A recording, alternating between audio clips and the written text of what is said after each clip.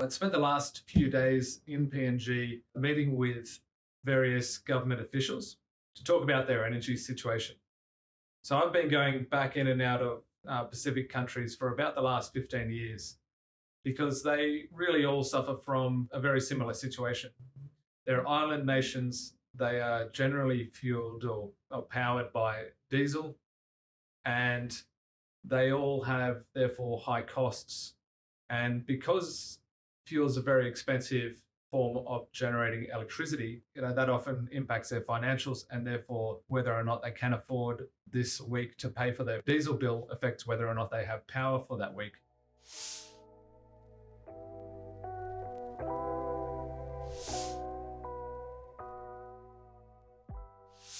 So my parents actually met up in the islands of PNG. So I've always had this sort of tie back, I guess, this little bit of Papua New Guinea is always in my heart. And I think that's probably one of the lures to getting back up there and helping.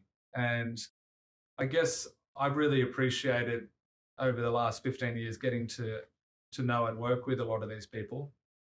Through one of our programs that we set up a long time ago, which we call One Sun, we all live under one sun. We've been giving solar away to schools and to various entities that are helping others in these developing nations so that we can give back energy into basically the next generation, which is a great thing to do. But ultimately, there's a fundamental problem in the Pacific, and it's one that we can really impact. I was in Daru in 2018, and it was frustrating to see a very small island. It's only 200 kilometers off the coast of Australia. There's about 15,000 residents there. But the power bill or the oil bill that was meant to be paid by PPL, Papua New Guinea Power Limited, was only paid sometimes. And so they were without power at least 4 days of the week. And the generators were often not running. It was either out of fuel or it was broken down. It was all rusty old equipment. And the people were actually the ones suffering. The hospital trying to look after patients, trying to undertake medical work with no power, no lights. Their emergency backup generator was overused and therefore failing as well. The school, often without lights. Water pumping was not possible. The businesses in town who really would be happy to pay whatever it cost to get regular power, they were running their own generators. So a lot of fuel's being burnt. It's very unhealthy in such a pristine environment. And when I look around these developing countries and I see this type of problem and I have this solution that they get good power, it's cheaper, it's more regular, we can make a little bit of money too, and their national sovereign funds can make a great return on investment. It's really frustrating. Recently, I actually got really jaded with the situation because I wasn't able to move the needle significantly to improve the lives of others in these countries. I keep getting roadblocks with politics and a situation that, even though I have a really great solution for, I haven't been able to exercise it. What we're trying to do over there is install solar for free to commercial, to the grid, or to the government, to sell that power, usually 30, 40, 50% cheaper than what they're currently getting power for. But most importantly, providing them with 24/7 reliable power.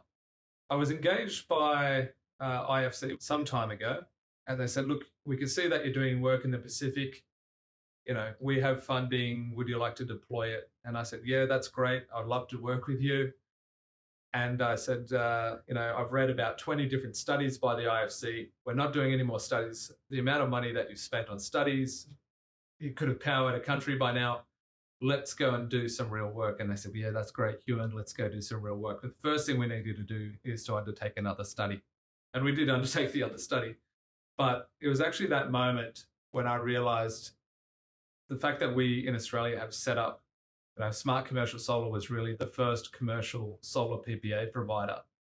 We could do this throughout the Pacific without using external money. We can use national super funds to fund their own progress and to improve the lives of their people without taking money from others. because when we take money from the IFC or other international organizations to do this work, obviously that the return on investment goes back to those international entities.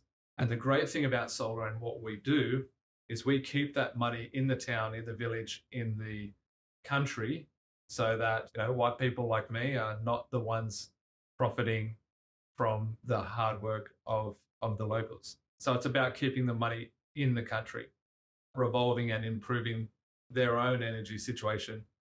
And really the only losers in any of this situation is the oil companies of the world, who've made far too much money out of these developing nations. So the ultimate outcome in PNG, I believe, is to be 100% renewable energy.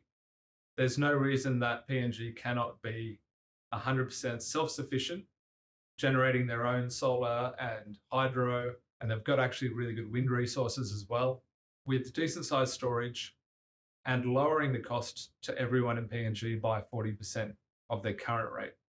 So end state over there is full electrification, power to everyone at a super cheap price, and for that energy to be clean, because at the moment it's extremely dirty in such a pristine environment. It's extremely unreliable, which then means if we can improve reliability and cost, we create more jobs because more enterprises will start, which means more income for everyone. And they're they're a really enterprising culture. They love doing business and trading and coming up with new ideas. All we need to do is enable them, and they will do the rest. They will start new businesses and they will come up with things that we've never dreamed of. They're very innovative people. So I guess energy is one of those things that it can really impact our lives. I think it's one of these things that, do we want to produce cheap and clean energy versus expensive and dirty? I think the answer is obviously there, but I guess the thing that's holding us back from all of these great things is just regulations that really haven't caught up with the latest technology and times. And that is what I'm trying to solve. The biggest challenge to overcome is PNG Power's monopoly on generator and retailing, and the concession that withholds anyone else from generating within a 10-kilometre range of one of their assets, be it a power line, be it a tiny little generator in the middle of nowhere. Under the law, we're not allowed to generate and sell that energy. And that really is holding back the entire country. I think everyone that I've spoken to, everyone over there is like, this is so great. Why are we not doing it? Everyone knows solar works. It's just this one barrier. And I think it's such a big hurdle because it's been in place for so long. And there is quite a lot of money involved in energy in any country. And even though PNG Power lose money on every kilowatt hour they sell, they still won't release it. We've tried to address that with PNG Power directly. We have offered to pay them a royalty for everything that we sell, so that pure profit for them.